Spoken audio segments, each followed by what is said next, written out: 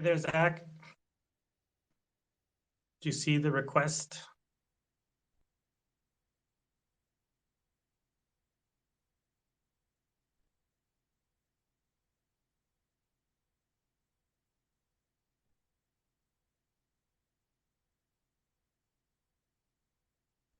Katie just sent you the co-host invite.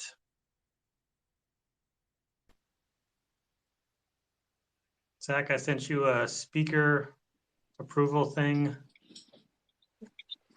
All right, there's Katie. Is that working now? Can you hear me? Yep. Excellent.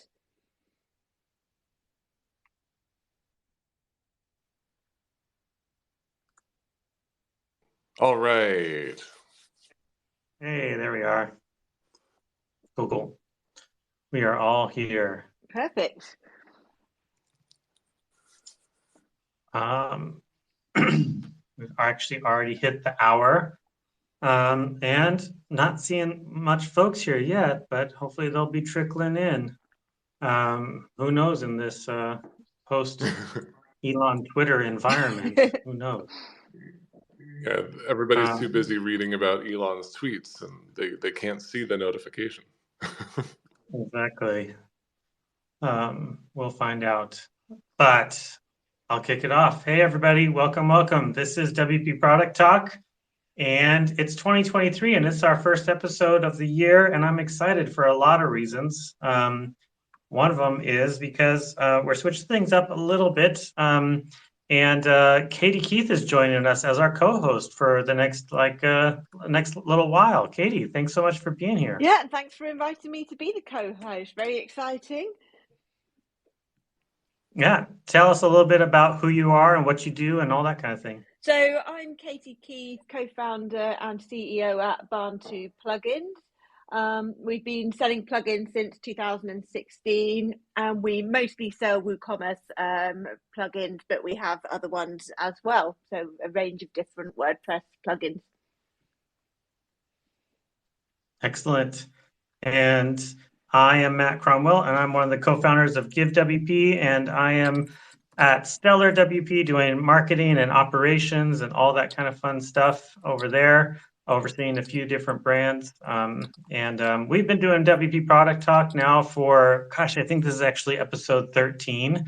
And this is where we talk about being WordPress product owners and business owners and how we grow and change and make mistakes and fix them and all that kind of thing. And every week we bring on a guest to talk about something that they're super passionate about or knowledgeable about. And then sometimes we just bring Zach along because he's a good guy. Zach is here with us today. Zach, tell everybody who you are, what you do. Hey, everybody. I am Zach Katz, and I am the founder of Gravity Kit and Trusted Login. And I am a co-owner, but a solo founder. And we'll talk about that today. Exactly. Before we jump into our subject, one thing we did is I went and asked the Twitter people, do you like audio only types of things, or would you love instead to do YouTube streaming? And I got to say, YouTube streaming for me definitely takes a lot more effort. And so I was kind of like, I hope that everybody loves the audio stuff. And Katie was like, oh no, I'm certain everybody wants to do YouTube. Sure enough, Katie was right.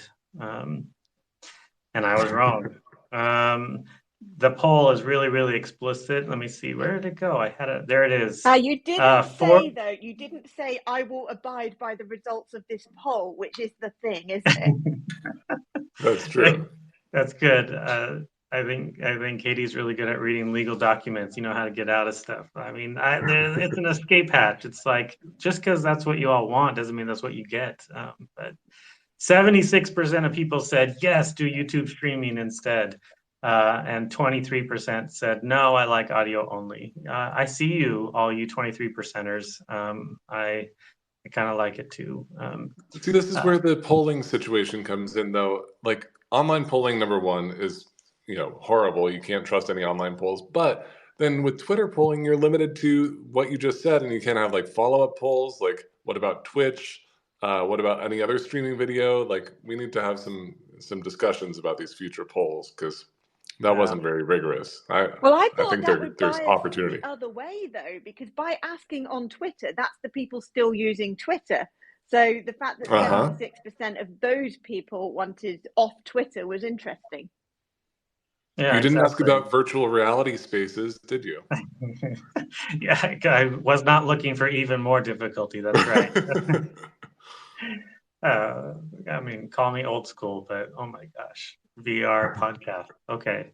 Yeah, that's next year. I don't know. We'll see. Yeah, maybe by then. Yeah, we'll see. We're looking into a couple different options, and I definitely want to be able to get this out to as many folks who are interested. And there's definitely limitations to being on Twitter Spaces, even before the Elon situation. But we'll see what happens. We'll keep everybody posted on how it goes. So yeah, I think the key enough is of that. flexibility, isn't it? So they will still be on Twitter, but people want other stuff too. Yeah, we'll try to be distributed everywhere in one form or another. But how it gets there and how we do the operations of it is another question. Cool. Well, like always, I want to thank the WP Minute, because every week I send them the recording of this Twitter space and they chop it up and put it on all the podcast areas for us. So shout out to them. If you do want to listen to these things later, that's a great place to find us. Let's jump into our subject. This week, we're going to talk about business partners, how business partners help grow your WP product business. And Zach, I wanted to see if you would open us up with what makes this subject so interesting? Like, why is it something that you think everyone should be talking about? As a developer who has some artistic sense and is kind of good with accounting but not great at it, I'm a jack of all trades kind of guy. And it's always been in the back of my mind, what would it have been like to have a partner who was good at things that I could work with, who we would both be pushing the business forward, each using our core strengths instead of me trying to do everything and not doing it as well as I could. So that's always been in the back of my mind. And I love being a solo founder, but I also feel like there's something I've missed by not participating and having a co-founder. Interesting. I like it. I like that we get to have a little bit of a back and forth, because Katie and I both have experience with partners. My experience is a little different. I'm not married to my business partner. That's a big difference. Katie, do you want to talk a little bit about pros and cons with business partners? Yep, so I run the company with my husband, Andy, and it's always worked well in that we have different skill sets. So he is a software developer and my background is project management and marketing. So together it's really helped us to grow the company, as well as obviously distributing work and so on. So if you have somebody personally or professionally that has different skills from you that's complementary, I think that's probably the best way of having a business partner.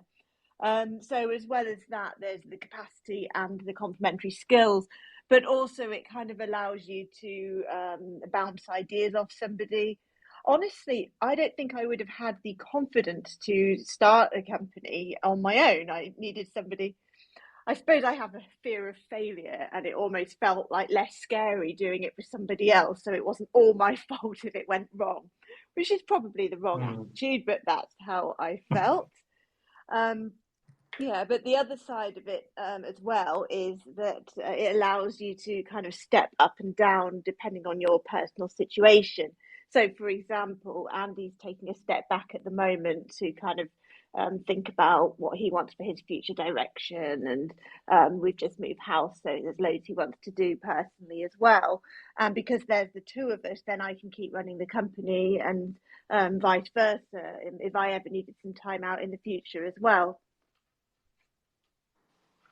Nice. Yeah, that makes a lot of sense. It's very similar with me as well. When we founded GiveWP, it was three of us, me and Devin Walker, who a lot of you know and have met. And we had a third partner named Jason. And Jason covered finances, and Devin was more development, product oriented, and I was more support and marketing oriented.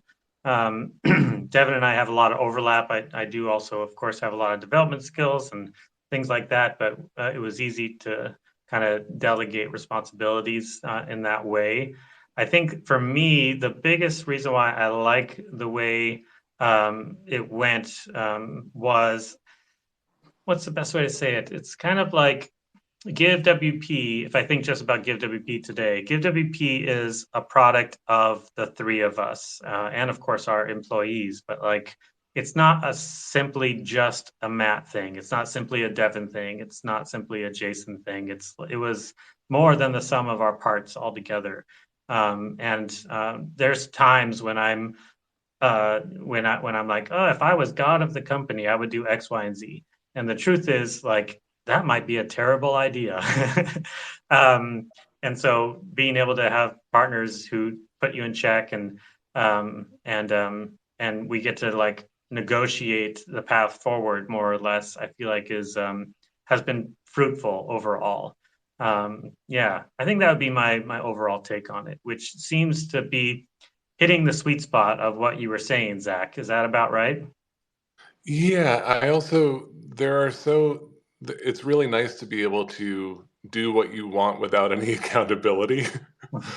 And we're a team of 5 people, and if um, right now with Gravity Kit, and when I say, I think we should do this, I take the team's feedback into account, but I get to make the decision. But Mhm. I also hearing you talk about the collaborative nature and like you're all co-owners of the product, and like in terms of like greater than the sum of your parts, that sounds great. And I'm thinking, what about all the times when I have not had the drive to do I haven't felt like being held accountable. I don't know.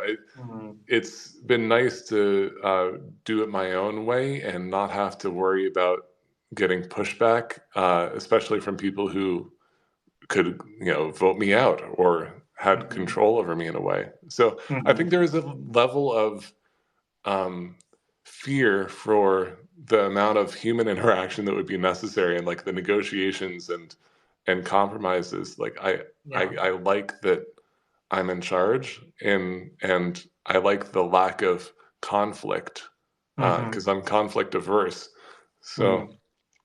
Yeah. I it's all internal conflict and like managing the team, but I'm in charge, and I do like that. But I also, once again, it feels like it would be a beautiful thing to have partners, but boy, it's Mhm. probably a lot less drama to not have partners. I think there is a balance too in terms of like, because we each had our own kind of areas of expertise. Like if it came down to a major support decision, I definitely had more influence over the direction for that one. It doesn't mean that I might not get checked or we might not discuss back and forth a little bit, but it was often like, all right, well, at the end of the day, Matt, it's your choice. And I think that that's a good balance to keep in mind too, that it's not like that every single issue has to be completely negotiated and things like that. Katie, does that ring true for you too? Yeah, it would be interesting to hear from anybody who's listening who has a business partner with the same skill set as them and how they manage it, because I think that is really important. Like people often ask me, for example, how do you work with your husband? How do you cope with that? And well, we generally say, well, we actually don't overlap all the time. We have whole days and so on where we're not talking about work, or we might do things without consulting the other because we have completely distinct roles within the company, and that makes it a lot easier than having being head to head in a more potential conflicting situation where you have the same responsibilities. Absolutely. I mean, now that you mentioned everyone else who's listening in, folks, if you do have comments or questions or anything like to chime in any way, feel free to use the little speech bubble on the app here, and you can comment, or just tweet out with the hashtag WP Product Talk, and I'm paying attention and looking at those tweets. we will definitely address it if you bring it up. So, Zach, I'd love to hear from you on is it like sometimes what have you talked with other folks who are solopreneurs doing it on their own and are absolutely happy doing it that way? Like it's not for everybody to have business partners, more or less, right? Right. And I think a lot of the reason it's been good for me is that I do have my wife Juniper is also 50% owner in the business, and she has a different set of skills. She's very smart in so many ways that I'm not. And so I can bounce things off of her. So I do kind of have the benefit of some of that. But I think regardless of whether or not you're solopreneur or a partner, I think it's important to have somebody to bounce ideas off of, and to have be either a mentor or a good friend who has experience. So if you're considering starting your own business and want to do it yourself, that's great.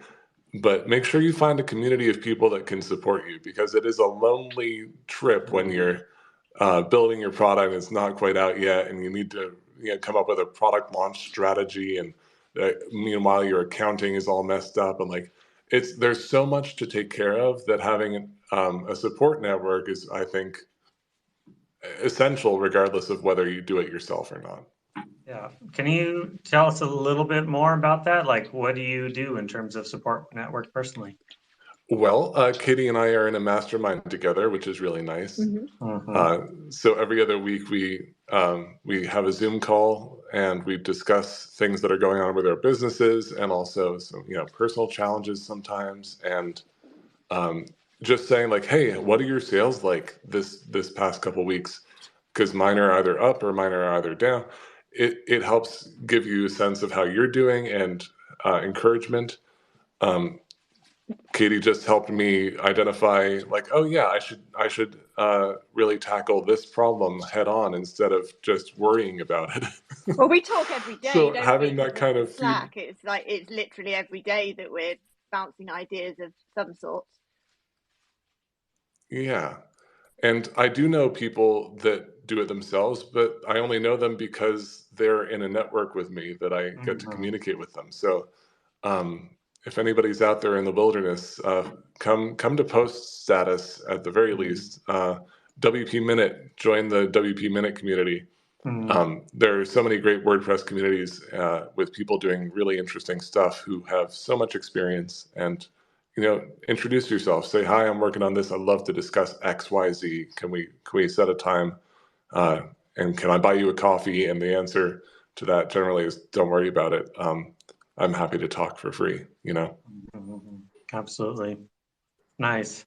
Matt Pritchett is listening in, and he just said, well, he's from Saturday Drive. He said, we've got the best of both worlds. I have silent partners who are available for questions and coaching, but leave the decisions largely up to me with guardrails.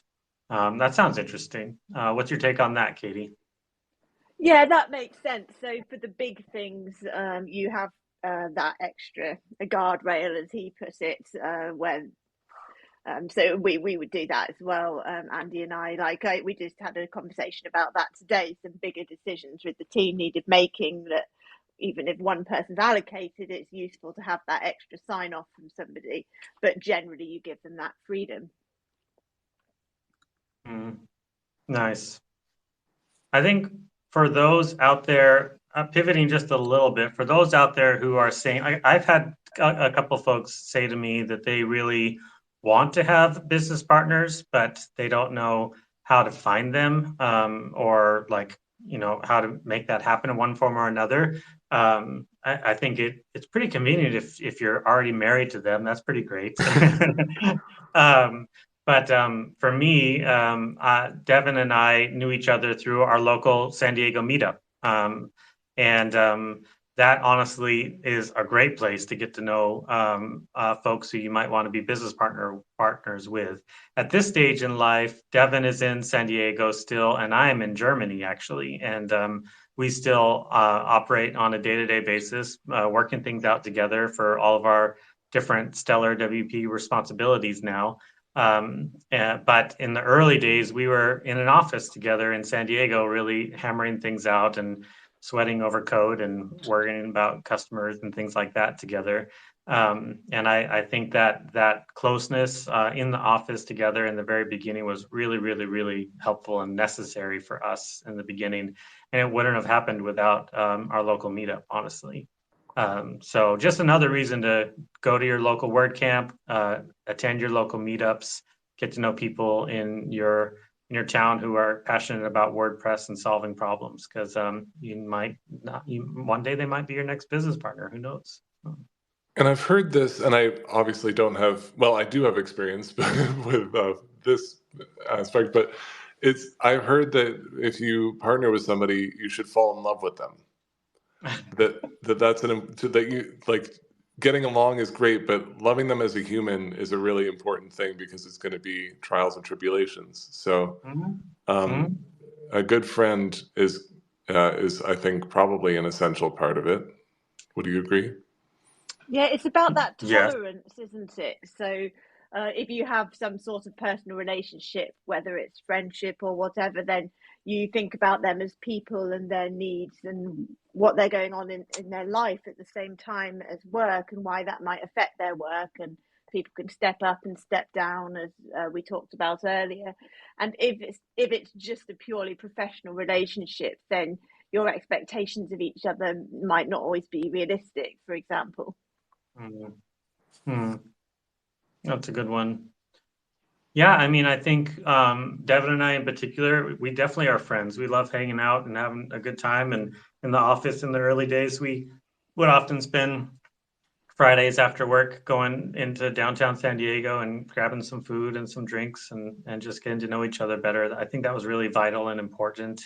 I think why that was so significant was because, yeah, for sure, sometimes we disagreed about stuff and sometimes we disagreed strongly about stuff, but because we also had such a strong trust in each other and of each other, we knew that we both were trying to do what we thought was best. So there was definitely a system of trust and sending out faith to each other to make sure to keep us from just being like, this is bullshit and moving on.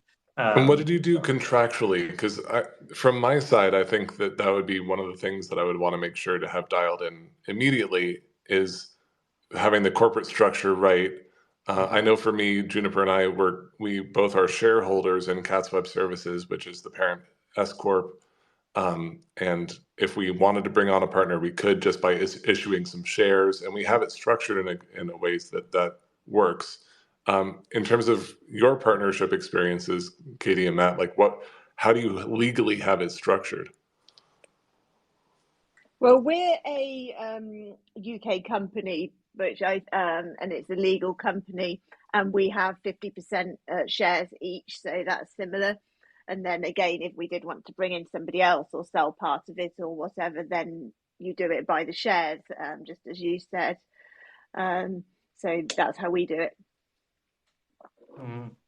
We had an LLC, and we all had a different portion of the LLC. But the thing that I think was really significant and important in that agreement was that each of us was required to be contributing work to the company in one form or another.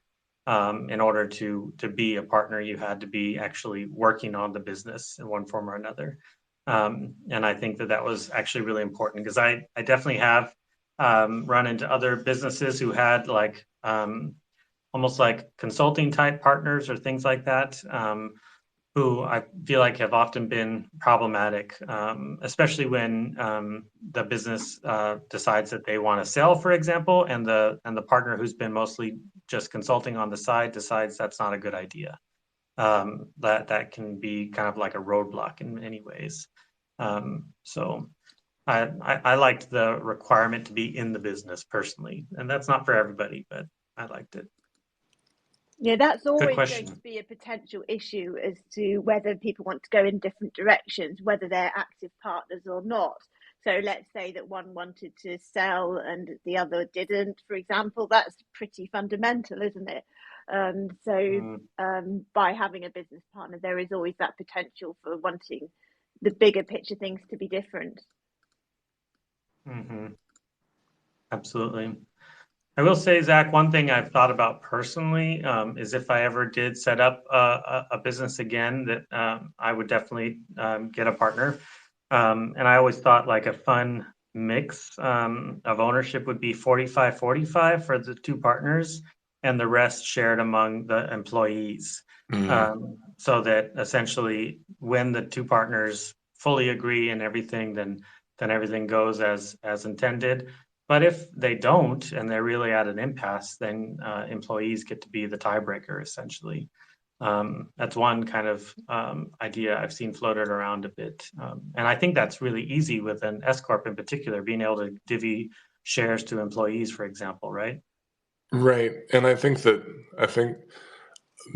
one of the big advice items that I would have is to get a good structure. It's so important. And make sure that you have these kind of potentialities figured out, like what you think you might want to do in the future. And because I know that I know somebody who's currently locked into one legal structure and they wish that they weren't, because it made their tax situation moving internationally really complicated. And so that's one thing. But the key, the bigger issue is starting. Like if you got to start as a sole proprietor, start as a sole proprietor.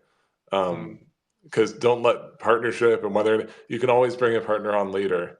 But if you don't start your business, it doesn't matter. And if you need a partner to get you over that line, like Katie said, then look for a partner first. But there are lots. If you Google find a business partner online, there are so many services right now where you can get to meet partners and talk about potential business partnerships. But getting the product out there, having people use it, dipping your toes in, I think, is the way to go for me. I like that. I want to pivot over into our next segment, which we call story time. I'd love to hear some detailed examples of a time when this subject was really significant or important in your business or in your choices that you made. So perhaps it was that your partner really enabled something awesome to happen for you, Katie, maybe, or Zach, maybe there's something where you really found that maybe there was a problem, like you really wish you had a partner in one certain sense, or maybe you were like, oh, thank goodness I don't have a partner right now because this is great. Whatever the detailed story might be, that's story time. Let's share. Who's up first? Yeah, sure. So a fairly recent story is one thing Andy's good at doing is coming up with the more strategic ideas. I'm not particularly an ideas person. I'm good at getting stuff done, and when I've got a plan, I'll see it through and make it happen. But sometimes he just comes along randomly with these good ideas, which I would never have thought of. One example from a couple of months ago is regarding the direction of our blog. And I'm entirely in charge of marketing, and that's my role. But one day he randomly says, how about we expand the blog into a much more general resource about WordPress and WooCommerce, and that will help to raise our profile, and we can promote our plugins and other people's plugins, do partnerships with people, get affiliate revenue, and generally increase our domain authority just by growing our own blog outside of just our products. And I would never have thought of that on my own. And so then since then, I've thought, yeah, that's a great idea. And I've taken it and run with it. And we launched that in January, and we're already pretty much tripling our output of content, and it's going really well. We're getting lots more newsletter subscribers, visits to our website, and so on. And that's not an idea that I would have had on my own, even though that's my role. Nice. Love it. Zach? Well, I'm trying to think of a good specific example. And I'm coming up at a loss right now. So Okay. No Matt, worries. what about you? Yeah. Happy to be there. I'll partner up with you real quick and give you some space. My story is back when we were developing what came to be known as WP Business Reviews. I won't go in tons of detail about this part of it, but my partner Devin, he was leading the project development and the website and all that kind of thing. He really ran into a really hard and difficult stage in his life, and needed to check out for a while, for about 6 months, honestly. And at that time, I was able to step in, and it was so important and significant for him at that time. I was like, hey man, take the time, take everything you need. I totally get it. And we can keep things running, no problem. And I was able to start mixing up my responsibilities and help oversee development of the product at that time. We had a great developer working on it, which made it easy, and the website and things like that. But I honestly feel like if Devin this is not supposed to be a nightmare scenario, Zach. I promise I'm not like pointing this at you in any way. But I think that at that time, if Devin was alone, then like the business would have like come to a halt at that time. It would have been really challenging and difficult. So having backup to be able to keep things running and moving was really important at that time. So that's the one that stands out in my mind really strong. And for me, I run Gravity Kit and I also run Trusted Login. And when I was developing Trusted Login initially, I hired somebody from Codable to help me develop it. And he had experience also with marketing and bringing products to launch, and is a really good person to work with. And we were in talks to do a partnership because I really wanted to have somebody who was focused on Trusted Login so that the burden wasn't on me to switch context between the two businesses and push both forward, because I'm not very good at project management, which would be an amazing thing for a partner to come in and help with. So we were in talks with Trusted Login, and I couldn't afford to partner with him because he wanted too much of the business. I didn't want to give that value away. I didn't feel like it was the right fit, and I really wanted to, but it didn't make sense at the time. And I still regret not going for it, just saying like, whatever, like, let's try this out. But I also still think it wasn't the right deal structure for me. So, this conversation, maybe I should go back in the hunt for the right partner for Trusted Login, for example. Like, it's not too late in that situation either. Yeah, you used a trigger word for me. I don't want to dig in too deep, but do you really regret it? Do you really regret it? Or is it just kind of like, maybe that could have been better? Well, because the way I work is so distracted, I really do have problems with focus and consistency. And thankfully, the team at Gravity Kit and Trusted Login, like I work with developers on both, and content creators and support people. Like, they're great, and I'm not great at project management. So thankfully, they're able to keep things moving, and it doesn't mean that that it's been completely static and like empty. But I do regret it. But I also don't resent my choices. I don't know. I would like to see, like, there's no way to know how it would have worked out, but it still feels like that Trusted Login as a product would have been further along, even if I would have way less, stake in the product. Yeah, interesting. Yeah, I feel like as product owners, business owners, there's so much on the line, with so many of the smallest decisions and the medium and the large decisions, of course, as well.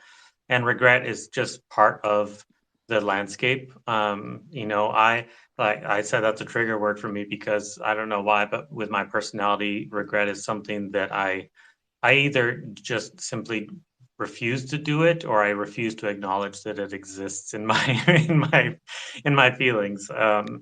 But it is definitely, as a product owner, it's something that I've had to wrestle with more and more and more, and it's a hard one.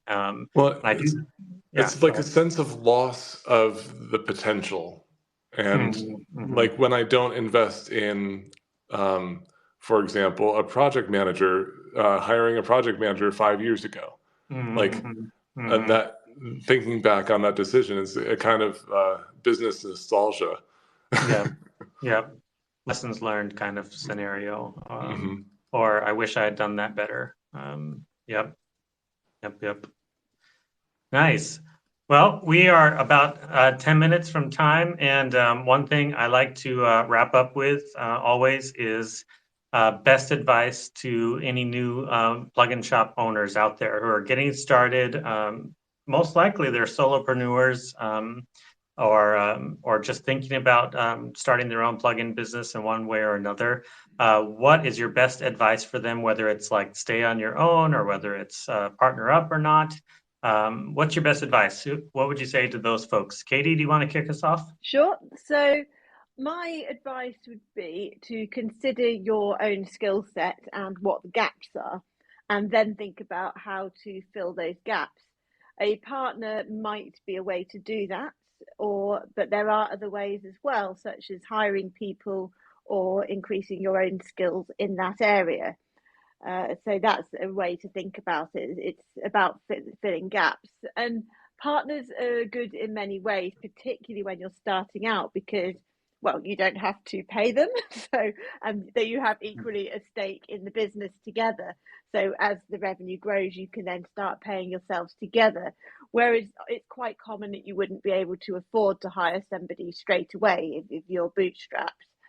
So a partner cannot help you get started because they've got that added motivation, and they only take financially when the business can afford it. But it's definitely not the only way. Nice. I like that. Zach, what's your advice? All right. So I agree with Katie on, finding skill sets and figuring out which is which. If that's something you're not comfortable doing, then you might actually need a partner. Like if you're stuck there, then it's a sign that you either need a partner or somebody to help you strategize. My advice would be, get therapy, because business is a reflection of yourself. Like everything in life is a reflection of yourself in a way, the way you experience it. So getting therapy is a great way to help your business grow. And hire a lawyer when you're ready to bring on a partner, or to grow past the size of a hobby, because getting the right business structure and the right legal protections, buy insurance, by the way, like hire a lawyer, get therapy, and buy insurance, would be my advices. Yeah, that's really solid for sure. Yeah, I would say go to your local meetups and create reasons to work with other people. Like start small, have maybe a particular client, like maybe it's like, oh, I'm going to build out a really big WooCommerce site, and I'd love to have somebody come alongside with me. Just be like, hey, I'd love to go 50-50 on this one client with you. And use those as like a launching pad for seeing whether or not you like working with this person or not. Like you don't have to go all in. You can start with little things, and I'll just re-echo everything Zach said about lawyers, and therapy, and insurance. Like all of those are like requirements. Do not get a partner without a lawyer. Mm-hmm. So Their job is to think of all the worst case scenarios that you don't want to talk about with your partner, but it's important to hash out. Yep, absolutely. Excellent. Well, at this stage, we are going to be back next week, and I'm going to just say it's going to be a surprise, probably to everyone, including Katie and I, whoever we're going to be having on as guest host, because we're still working out the schedule right now. But we will be on next week for sure. I'm looking forward to it again, as always. And where will we Katie, be? any other thoughts? Where will we be? Yeah. It's going to be a surprise. Who's going to be on the show? What the format's going to be? Is there going to be video? I got a lot of work to do. Any other thoughts or comments, Katie? We've kind of got a short list for the next few guests, but we still are putting that together, as you say. So if anybody's interested, then they're welcome to get in touch with their topic ideas that they would be good, have interesting things to say about. Yeah, absolutely. Reach out if you got ideas. We're looking for them. We've got some good folks that we are going to be reaching out to, and it's going to be great. So, I do have one more thing that I want to recommend is I've had some really good luck talking to professionals on clarity.fm. Oh, nice. When I have a problem that is business related or strategy related and I don't want to hire somebody for it, I just want advice. I don't really know anybody in my network that could answer the questions effectively. I go to Clarity and hire somebody who's got tons of experience and pay a lot for it, but I get a lot of value out of it. So if you want to ask somebody with lots of experience, you can hire them on Clarity by the minute. Do you have an example? For one, you can talk to Chris Lemma. If you don't know him personally, that's a way you could get in touch with him. He's always got incredible insights. I did also talk to a couple different people about potential acquisitions that we were thinking about making and how to structure them and different strategy costs and opportunities that would reveal themselves in the different pathways. Because Juniper was busy getting a PhD and I needed somebody to bounce stuff off of. So I hired somebody. Nice. That's a great tip. Really good one. Cool. Well, thanks so much, everybody, for being here, and have a good week. We'll see and or hear or something, everybody again next week. See you next week. Thanks for having me on. Yeah. Bye.